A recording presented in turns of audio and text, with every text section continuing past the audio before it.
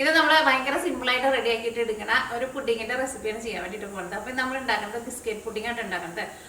അപ്പോൾ നിങ്ങളെല്ലാവരും ട്രൈ ചെയ്ത് നോക്കാം. ഉറപ്പായിട്ട് നിങ്ങൾക്ക് നല്ല ഇഷ്ടമാവും. മധുരം ഇഷ്ടമുള്ളവർക്കും പുഡിങ് ഇഷ്ടമുള്ളവർക്കൊക്കെ ഉറപ്പായിട്ടും നല്ല ഇഷ്ടം. റെഡി ആക്കിയിട്ട് എടുക്കാനെന്ന് വെച്ചിട്ടുണ്ടെങ്കിൽ വലിയ പാടൊന്നുമില്ല, നല്ല ഈസി ആയിട്ട് റെഡി ആക്കിയിട്ട് എടുക്കാൻ വേണ്ടിയിട്ട് പറ്റും. പിന്നെ നമ്മൾ മിയ കിച്ചണിൽ ലാസ്റ്റ് അപ്ലോഡ് ചെയ്തിട്ടുണ്ടായിരുന്നത് കടലക്കറിയുടെ റെസിപ്പി ആയിരുന്നു ചെയ്തിട്ടുണ്ടായിരുന്നത്.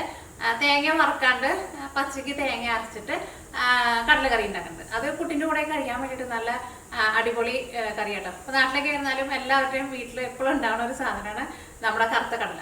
അപ്പോൾ നിങ്ങളെ വീഡിയോ കാണാത്തവരുണ്ടെന്ന് വെച്ചിട്ടുണ്ടെങ്കിൽ വീഡിയോ കണ്ടു നോക്കാം. അതേപോലെ ട്രൈ ചെയ്ത് നോക്കാൻ വേണ്ടിയിട്ട് മറക്കരുത് കേട്ടോ. പിന്നെ നിങ്ങളെല്ലാവരും സുഖമായിട്ടിരിക്കുന്നു വിചാരിക്കണം. ഇവിടെ ഞങ്ങളെല്ലാവരും സുഖമായിട്ടിരിക്കുന്നു. ഇവിടെ ഇന്ന് കാലത്ത് തുടങ്ങിയിട്ട് മഴയാണ്. ഇങ്ങനെ മഴ ഇങ്ങനെ ചാരി ചാരി നിൽക്കുന്നുണ്ട്. പുറത്താന്ന് വെച്ചിട്ടുണ്ടെങ്കിൽ ആകെ ഇങ്ങനെ ഇരുണ്ട് കൂടി നിൽക്കാണ്. അപ്പോൾ നമുക്ക് സമയങ്ങൾ തന്നെ നമ്മുടെ പുഡിങ് നമുക്ക് റെഡിയാക്കിയിട്ട് എടുക്കാം. അപ്പോൾ ഈ നമ്മുടെ പുഡിങ് റെഡിയാക്കാൻ വേണ്ടിയിട്ട് ഞാനിവിടെ 250 ml മെഷീൻ കപ്പിൽ 2 കപ്പ് പാലിന് എടുക്കുന്നത്.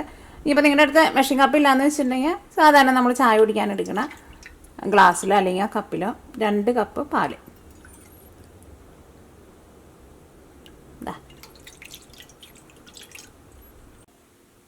അടുത്തത് ചേർക്കുന്നത് കോൺഫ്ലവറാണ് ചേർക്കുന്നത്. കോൺഫ്ലവർ ടേബിൾ സ്പൂണിൽ 2.5 ടേബിൾ സ്പൂൺ കോൺഫ്ലവർ. ഈ കോൺഫ്ലവറിന് പകരം നിങ്ങൾക്ക് മൈദപ്പൊടി വേണമെന്ന് വെച്ചിട്ടുണ്ടെങ്കിൽ മൈദപ്പൊടി എടുക്കുക. സെയിം അളവിൽ തന്നെ 2.5 ടേബിൾ സ്പൂൺ. പിന്നെ പഞ്ചസാര ഞാനിവിടെ 250 ml മെഷീൻ കപ്പിൽ 1/4 കപ്പ് പഞ്ചസാരയാണ് ചേർക്കുന്നത്. ഇനിയിപ്പോൾ നിങ്ങളുടെ അടുത്ത് മെഷീൻ കപ്പില്ലാന്ന് വെച്ചിട്ടുണ്ടെങ്കിൽ ഞാൻ പറഞ്ഞ പോലെ തന്നെ നിങ്ങളിപ്പോൾ ഗ്ലാസ്സിലാണ് അളവെടുത്തതെന്ന് വെച്ചിട്ടുണ്ടെങ്കിൽ ആ സെയിം ഗ്ലാസ്സിൽ തന്നെ 1/4 കപ്പ് പഞ്ചസാര ചേർക്കുക. എക്സ്ട്രാ 2 ടേബിൾ സ്പൂൺ കൂടി ചേർക്കുന്നുണ്ട്. 1 ടേബിൾ സ്പൂൺ, 2 ടേബിൾ സ്പൂൺ. പിന്നെ 1 ടേബിൾ സ്പൂൺ ബട്ടർ. ഞാനിവിടെ ഉപ്പില്ലാത്ത ബട്ടറാണ് ചേർക്കുന്നത്. ഉപ്പുള്ള ബട്ടർ ആയിരുന്നാലും കുഴപ്പമില്ല. ഇപ്പോൾ ബട്ടറിന് പകരം നിങ്ങൾക്ക് നെയ്യ് വേണമെന്ന് വെച്ചിട്ടുണ്ടെങ്കിൽ നെയ്യ് ചേർക്കുക. സെയിം അളവിൽ തന്നെ ചേർക്കുക. ഇപ്പോൾ ബട്ടറും നെയ്യ് ഇല്ലാന്ന് വെച്ചിട്ടുണ്ടെങ്കിൽ ചേർത്തില്ലെങ്കിൽ കുഴപ്പമില്ല. പക്ഷേ ഇതും കൂടിയിട്ട് ചേർക്കുക. അപ്പോൾ നമ്മുടെ ഇത് നമ്മൾ ക്രീമാക്കിയിട്ട് എടുക്കുമ്പോൾ നല്ല സോഫ്റ്റായിട്ടിരിക്കും. പിന്നെ 1/4 കപ്പ് പാൽപ്പൊടി. ഇനി ഫസ്റ്റ് നമ്മുടെ പുഡിങ് സെറ്റ് ചെയ്യാൻ വേണ്ടിയിട്ടുള്ള പാത്രം നിങ്ങൾ റെഡിയാക്കിയിട്ട് വെക്കണം. അത് കഴിഞ്ഞിട്ടാണ് നമ്മൾ ഇതിലേക്കുള്ള ക്രീമിൻ്റെ മിക്സിങ് റെഡിയാക്കാൻ വേണ്ടിയിട്ട് പോകുന്നത്. ആ മിക്സിങ് ചൂടോട് കൂടിയിട്ട് നമ്മുടെ പുഡിങ് സെറ്റ് ചെയ്യുന്ന പാത്രത്തിലേക്ക് ഒഴിക്കാം. അപ്പോൾ പാത്രമൊക്കെ അടുപ്പിച്ച് വയ്ക്കാം. പിന്നെ ഞാൻ ഇതിലേക്ക് ചേർക്കുന്നത് നമ്മുടെ ആരോറൂട്ട് ബിസ്ക്കറ്റ് ഉണ്ടല്ലോ, ആ ബിസ്ക്കറ്റാണ് ചേർക്കുന്നത്. ഇതാ ഈ ബിസ്ക്കറ്റ് തന്നെ ചേർക്കണമെന്ന് നിർബന്ധമില്ല. പക്ഷെ ഇതേപോലെ അങ്ങനെ അധികം മധുരം ഇല്ലാത്ത ബിസ്ക്കറ്റായിരിക്കും നല്ലത്. ഇനിയിപ്പോൾ വേണമെന്ന് വെച്ചിട്ടുണ്ടെങ്കിൽ നിങ്ങൾക്ക് അല്ലെങ്കിൽ നമ്മുടെ പാർലിജിയുടെ ബിസ്ക്കറ്റ് ഉണ്ടല്ലോ, അങ്ങനത്തെ ബിസ്ക്കറ്റ് വേണമെങ്കിൽ ചേർക്കാം. പക്ഷേ ഇങ്ങനെ പുഡിങ്ങൊക്കെ ഉണ്ടാകാൻ വേണ്ടിയിട്ട് എപ്പോഴും നല്ലത് നമ്മുടെ ആരോറൂട്ടിൻ്റെ ബിസ്ക്കറ്റ്. കാരണം ഇതിനിങ്ങനെ ഒരുപാട് വലിയ ഫ്ലേവറൊന്നും ഇല്ലല്ലോ. അപ്പോൾ ഇതാണ് എപ്പോഴും നല്ലത്. അപ്പോൾ ഇത് നമുക്ക് പാത്രത്തിൽ ഇങ്ങനെ ഓരോ ലെയറായിട്ട് നമുക്ക് വെക്കണം. അപ്പോൾ ഫസ്റ്റ് ലെയർ നമുക്ക് റെഡിയാക്കിയിട്ട് വെക്കാം. എന്നിട്ട് ചൂടോട് കൂടിയിട്ട് നമ്മുടെ ക്രീം റെഡിയാക്കി കഴിഞ്ഞിട്ട് ഇതിലേക്ക് നമ്മൾ ഒഴിക്കണം. അത് കഴിഞ്ഞിട്ട് നമുക്ക് അടുത്ത ലെയർ വയ്ക്കാം. അപ്പോൾ ഫസ്റ്റ് ലെയർ നമുക്ക് റെഡിയാക്കിയിട്ട് വയ്ക്കാം.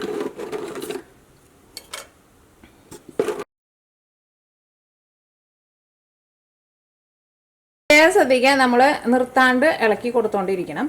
അല്ലെങ്കിൽ എന്താ ഉണ്ടാവുന്നത് വെച്ചിട്ടുണ്ടെങ്കിൽ നമുക്ക് അത്രയ്ക്ക് സ്മൂത്തായിട്ടുള്ള ക്രീമായിട്ട് കിട്ടില്ല. ഇതിനകത്തിങ്ങനെ എന്താ പറയുക, ഇങ്ങനെ തരി പോലെയൊക്കെ വരും.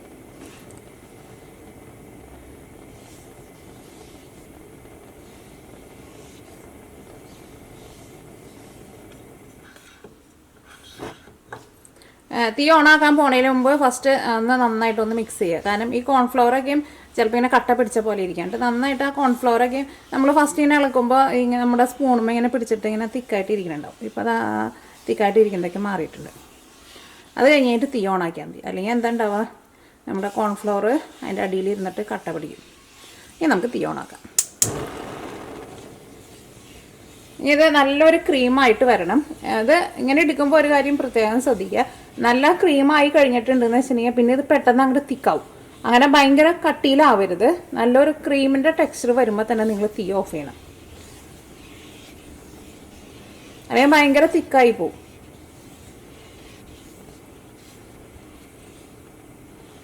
ഇനി നമ്മുടെ ഈ പാല് ഒന്നങ്ങോട്ട് നന്നായിട്ട് ചൂടായിട്ടുണ്ടെന്ന് വെച്ചിട്ടുണ്ടെങ്കിൽ പെട്ടെന്ന് നമ്മുടെ ക്രീം റെഡി ആവും കേട്ടോ. ഇതിലേക്ക് നമ്മൾ പാൽപ്പൊടിയും ബട്ടറൊക്കെ ചേർത്തേക്കണത് കൊണ്ട് തന്നെ നല്ല ടേസ്റ്റ് ആയിരിക്കും നമ്മുടെ ഈ ക്രീമിന്. അപ്പോൾ നിങ്ങൾക്കിപ്പോൾ ഇത് നിങ്ങൾക്ക് റെഡിയാക്കുമ്പോൾ പാൽപ്പൊടിയും ബട്ടറും ഇല്ലാണ്ട് ബാക്കിയുള്ളതൊക്കെ ചേർത്തിട്ടും റെഡിയാക്കാം. പക്ഷേ പാൽപ്പൊടിയും ബട്ടറും കൂടിയും ചേർക്കുമ്പോൾ ആ പാൽപ്പൊടിയുടെ ഒരു ടേസ്റ്റൊക്കെ വരുമ്പോൾ കുറച്ചും കൂടി നല്ലൊരു ഫ്ലേവർ നല്ല ടേസ്റ്റൊക്കെ ഉണ്ടാവുമല്ലോ. അതേപോലെ തന്നെ ബട്ടർ ആയിരുന്നാലും ബട്ടറിന് പകരം ബട്ടറില്ലാന്ന് വെച്ചിട്ടുണ്ടെങ്കിൽ നെയ്യ് ചേർക്കാം. ഇപ്പോൾ ബട്ടർ നെയ്യില്ലാന്ന് വെച്ചിട്ടുണ്ടെങ്കിൽ വേറെ ഓയിലൊന്നും ചേർക്കണ്ട, അത് സ്കിപ്പ് ചെയ്താൽ മതി കേട്ടോ, അത് ചേർക്കണ്ട നിങ്ങൾ. അതേപോലെ തന്നെ പാൽപ്പൊടി ഉണ്ടെന്ന് വെച്ചിട്ടുണ്ടെങ്കിൽ ചേർക്കാം.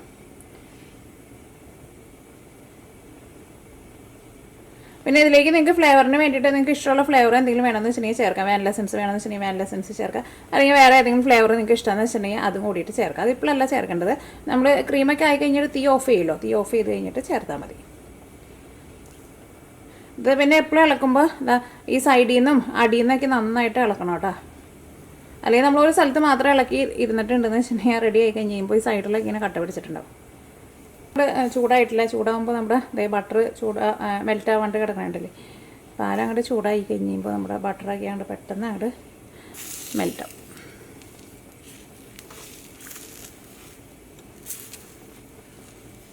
അപ്പോൾ നമ്മുടെ പാല് നന്നായിട്ട് ചൂടായിട്ടുണ്ട്. ഇനി ഞാനിവിടെ മീഡിയം ഫ്ലെയിമിൽ വെക്കുകയാണ്, അല്ലെങ്കിൽ നമുക്ക് എല്ലാ സൈഡും ഒരേ പ്രാവശ്യം ഇങ്ങനെ ഒറ്റ ടൈമിൽ നമുക്ക് ഇളക്കാൻ വേണ്ടിയിട്ട് പറ്റില്ല. അപ്പോൾ ഓരോ സൈഡിൽ നിന്ന് കട്ട പിടിക്കാൻ വേണ്ടിയിട്ട് തുടങ്ങും. അപ്പോൾ ഞാൻ മീഡിയം ഫ്ലെയിമിലാണ് വെച്ചേക്കുന്നത്. ഈ ക്രീം ഉണ്ടാക്കുമ്പോൾ പ്രത്യേകം ശ്രദ്ധിക്കണം, അല്ലെങ്കിൽ ലാസ്റ്റ് വന്നു കഴിയുമ്പോൾ നമ്മൾ വിചാരിക്കുന്ന പോലെ കിട്ടില്ല. അതാ നോക്കിക്കേ, ഇപ്പോൾ തിക്കായി വന്നു തുടങ്ങിയിട്ടുണ്ട്. ഇതേപോലെ ഒരു പരന്ന പാത്രം ഉണ്ടെന്ന് വെച്ചിട്ടുണ്ടെങ്കിൽ ഇതാട്ടോ ശരിക്കും നമുക്ക് ഇളക്കാനൊക്കെ കുറച്ചും കൂടി നല്ല സുഖം ഉണ്ടാവുക.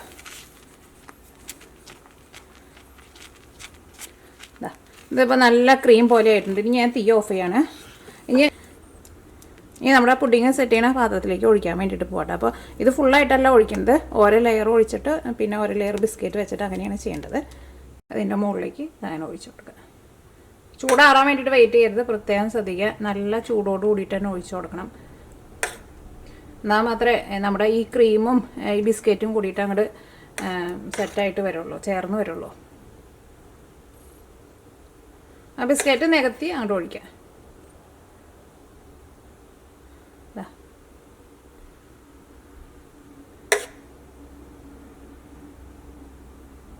ഇനി നമുക്ക് അടുത്ത ലെയർ ബിസ്ക്കറ്റ് വയ്ക്കാം.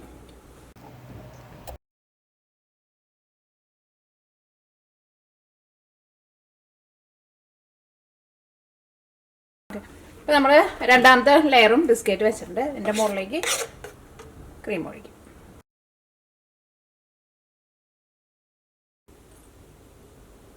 അപ്പോൾ നമ്മൾ 2 ലെയർ ബിസ്ക്കറ്റാണ് കൊടുത്തത്. അതിനുള്ളത് നമ്മുടെ കയ്യിൽ ഉണ്ടായുള്ളൂ കേട്ടോ ആ ക്രീം. അപ്പോൾ നിങ്ങൾ എടുക്കുമ്പോൾ അതനുസരിച്ചിട്ട് ഒതുങ്ങിയിട്ടുള്ള പാത്രം എടുക്കുക. ഭയങ്കര വലിയ പാത്രമൊക്കെ എടുത്തിട്ടുണ്ടെന്ന് വെച്ചിട്ടുണ്ടെങ്കിൽ നമുക്ക് കുറച്ച് ഒതുങ്ങിയിരിക്കുന്ന പാത്രം വേണം. അപ്പോഴായിരിക്കും നമ്മുടെ പുഡിങ്ങിന് കുറച്ച് ഒരു തിക്കായിട്ട് ഇരിക്കണമല്ലോ. അപ്പോഴായിരിക്കും നമ്മുടെ പുഡിങ് കാണാനൊക്കെ ആയിരുന്നാലും ഭംഗിയുണ്ടാവും. നമുക്ക് ഇതേപോലെ 2 ലെയർ കൊടുക്കാൻ വേണ്ടിയിട്ട് പറ്റുള്ളൂ. ഇനി ഇത് നമുക്ക് തണുക്കാൻ വേണ്ടിയിട്ട് വെയിറ്റ് ചെയ്യാം. അപ്പോൾ നമ്മുടെ പുഡിങ് ഇരുന്നിട്ട് നന്നായിട്ട് തണുത്തിട്ടുണ്ട്. ഒന്ന് ചൂടാറി കഴിഞ്ഞ് കഴിയുമ്പോൾ ഫ്രിഡ്ജിലേക്ക് വെക്കാട്ടെ തണുപ്പിക്കാൻ വേണ്ടിയിട്ട്. അപ്പോൾ അത് നന്നായിട്ട് ഇരുന്നിട്ട് തണുത്തിട്ടുണ്ട്, നന്നായിട്ട് സെറ്റാവണം. അത് കഴിഞ്ഞിട്ടാണ് നമുക്ക് അടുത്ത ലെയർ ചെയ്യാൻ വേണ്ടിയിട്ട്. അപ്പോൾ ഞാനിവിടെ അടുത്ത ലെയർ ക്രീം വെച്ചിട്ടുള്ള ലെയറാണ് കൊടുക്കാൻ വേണ്ടിയിട്ട് പോകുന്നത്. അപ്പോൾ ഞാനിവിടെ 1/2 കപ്പ് ക്രീം എടുക്കട്ടെ.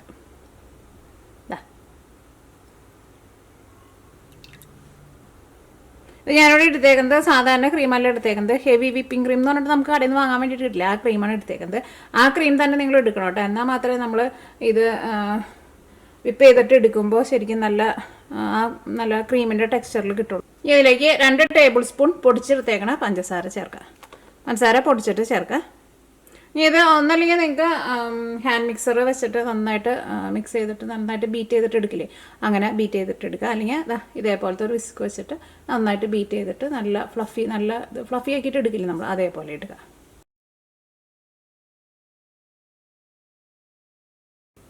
ഇപ്പോൾ നമുക്ക് 1/2 കപ്പ് ക്രീം എടുത്തിട്ടുണ്ടെന്ന് വെച്ചിട്ടുണ്ടെങ്കിൽ നമ്മുടെ പുഡിങ്ങിന് നല്ല കറക്റ്റായിട്ട് വരും. നമുക്ക് ഒരുപാട് ക്രീമൊന്നും ആവശ്യമില്ല. അപ്പോൾ നമ്മുടെ പുഡിങ് ഞാനവിടെ സെറ്റ് ചെയ്യാൻ വേണ്ടിയിട്ട് ഫ്രിഡ്ജിൽ വെച്ചിട്ടുണ്ട്, അത് എടുക്കട്ടെ. അപ്പോൾ നമ്മുടെ പുഡിങ് ഫ്രിഡ്ജിൽ വെച്ചിട്ട് നന്നായിട്ട് തണുപ്പിച്ചിട്ടുണ്ട്. അപ്പോൾ അത് തൊട്ട് നോക്കുമ്പോഴായിരുന്നാലും ഇത് നന്നായിട്ട് സെറ്റായിട്ടുണ്ട്, നമ്മുടെ കൈമൊന്നും പിടിക്കില്ല കേട്ടോ. അതേപോലെ നന്നായിട്ട് സെറ്റായിട്ട് വരണം. അതിപ്പോൾ പെട്ടെന്ന് സെറ്റാകാൻ വേണ്ടിയിട്ട് ഫ്രീസറിൽ വെച്ചാലും കുഴപ്പമില്ല. ഞാനിവിടെ ഫ്രീസറിലാണ് വെച്ചിട്ടുണ്ടായിരുന്നത്. ഒന്ന് നന്നായിട്ട് തണുക്കാൻ വേണ്ടിയിട്ട് ഫ്രീസറിൽ വയ്ക്കുക. പിന്നെ കുറേ നേരം ഫ്രീസറിൽ വയ്ക്കണ്ട കേട്ടോ. നന്നായിട്ടൊന്ന് പുറത്ത് വെച്ചിട്ട് നന്നായിട്ടൊന്ന് ചൂടാറി കഴിഞ്ഞിട്ട് ഫ്രീസറിലേക്ക് ഫ്രിഡ്ജിലേക്ക് വയ്ക്കുക. എന്നിട്ട് നന്നായിട്ട് തണുത്തിട്ട് എടുക്കുക. ഇനി അടുത്ത ലെയർ ക്രീം കൊടുക്കുക.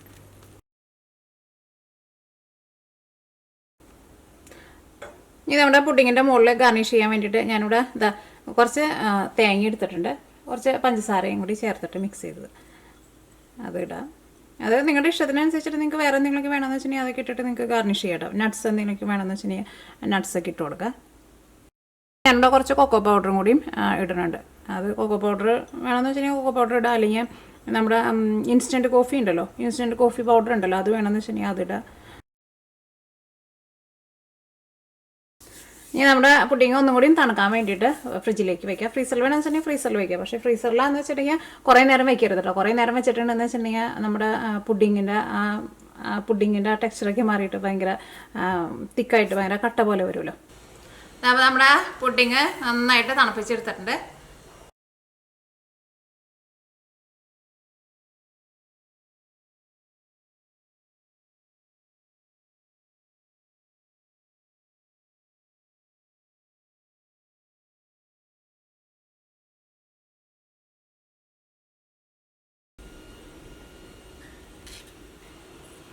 നമ്മുടെ ബിസ്ക്കറ്റ് പുഡിങ് റെഡി ആയിട്ടുണ്ട്. പിന്നെ നിങ്ങൾ പ്രത്യേകം ശ്രദ്ധിക്കുക, നമ്മൾ ആ ക്രീം ഒഴിക്കുമ്പോഴുണ്ടല്ലോ നല്ല ചൂടോട് കൂടിയിട്ട് ഒഴിക്കണം. എന്നാൽ മാത്രമേ നമ്മുടെ ബിസ്ക്കറ്റ് നമുക്ക് എന്താ പറയുക ഇതിൻ്റെ കൂടെ അങ്ങോട്ട് ചേർന്ന് കിട്ടുള്ളൂ. അല്ലെങ്കിൽ ആ ബിസ്ക്കറ്റിൻ്റെ ടെക്സ്ചറിൽ തന്നെ ഇരിക്കും കേട്ടോ. അത് പ്രത്യേകം ശ്രദ്ധിക്കണം. നല്ല ചൂടോട് കൂടിയിട്ട് നമ്മൾ 2 ലെയർ നമ്മൾ വെക്കുമ്പോൾ കുറച്ച് സമയം എടുക്കുമല്ലോ. അപ്പോൾ നമ്മൾ പെട്ടെന്ന് നമ്മൾ ആ ലെയറുകൾ നമ്മൾ ഫിനിഷ് ചെയ്യാൻ വേണ്ടിയിട്ട് നോക്കണം കേട്ടോ.